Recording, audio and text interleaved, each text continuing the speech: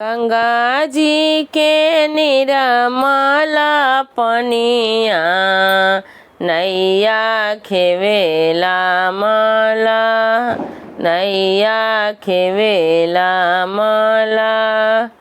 से नैया उतरेले महादेव,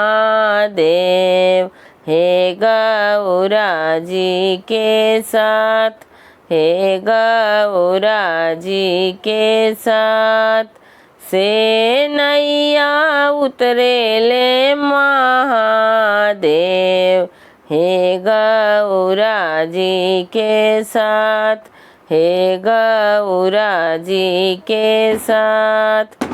गोदिया में झलकेले गणेश बेटा, झलकत छठी घाटे जास, झलकत छठी घाटे जास।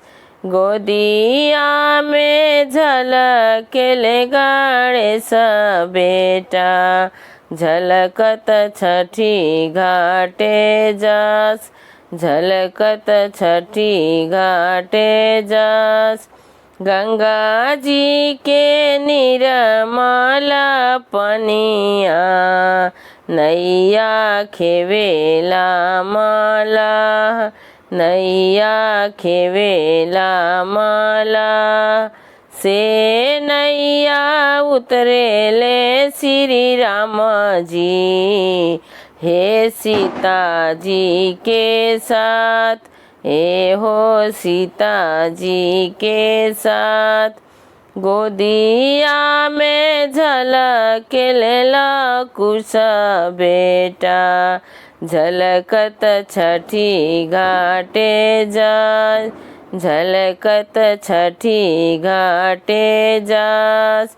गंगा जी के निर्मल पनिया नैया खेवेला मला, नैया खेवेला मला।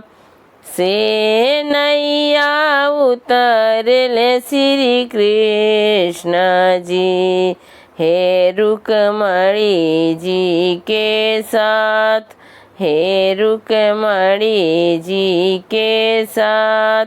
से नैया उतरले श्री कृष्ण जी, हे रुक्मणी जी के साथ, हे रुक्मणी जी के साथ।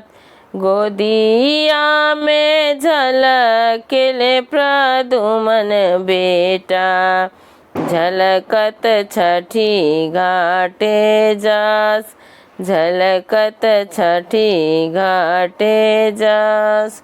गोदिया में झलकेले प्रद्युमन बेटा, झलकत छठी घाटे जास, झलकत छठी घाटे जास।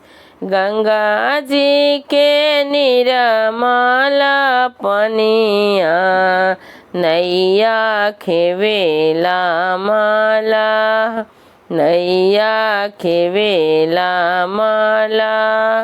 गंगा माई के निर्मल पनिया नैया खेवेला मला, नैया खेवेला मला।